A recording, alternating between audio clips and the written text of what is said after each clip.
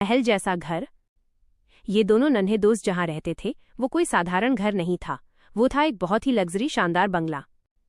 सोचिए, चमचमाता हुआ मार्बल फर्श, बड़े बड़े शीशों वाली खिड़कियां जहां से दुनिया दिखती थी, सॉफ्ट गोल्डन रंग के सोफे और हाँ, टिम्मी और टिम्मा के लिए खास बनवाए गए छोटे छोटे मुलायम बादल जैसे फ्लफी बेड।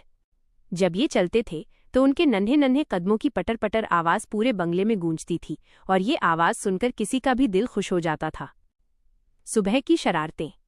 हर सुबह जैसे ही सूरज की पहली हल्की किरणें खिड़कियों से अंदर आती, धप, टिम्मी और टिम्मा अपने मुलायम बिस्तर से उछलकर बाहर भागते।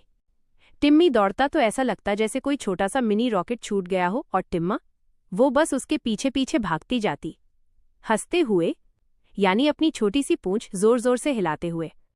कभी वे दोनों क्रिस्टल वाले फव्वारे के पास जाकर पानी से खेलते, कभी रेशमी पर्दों पर झूलते जैसे कि वो कोई झूला हो, और कभी महंगे सोफों पर ऐसे कूदते जैसे वो पूरा घर उनका अपना खेल का मैदान हो।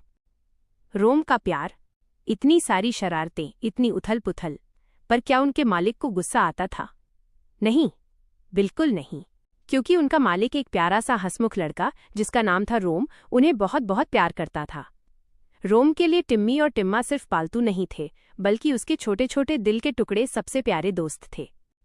हर दिन दोपहर में रोम दोनों को अपनी चमचमाती काली एसयूवी में बिठाता और सैर पर ले जाता, कभी बीच पर दौड़ने के लिए, कभी बड़े से ग्रीन पार्क में, और हाँ, कभी कभी एक खास डॉग कैफे में। डॉग कैफे में टिम्मा हमेशा अपने छोटे से पंजों से टेबल पर चढ़ने की कोशिश करती थी और टिम्मी बस अपनी पसंद की ट्रीट्स, स्नैक्स के लिए मुंह खोले चलता रहता था। खेल और मीठी नींद।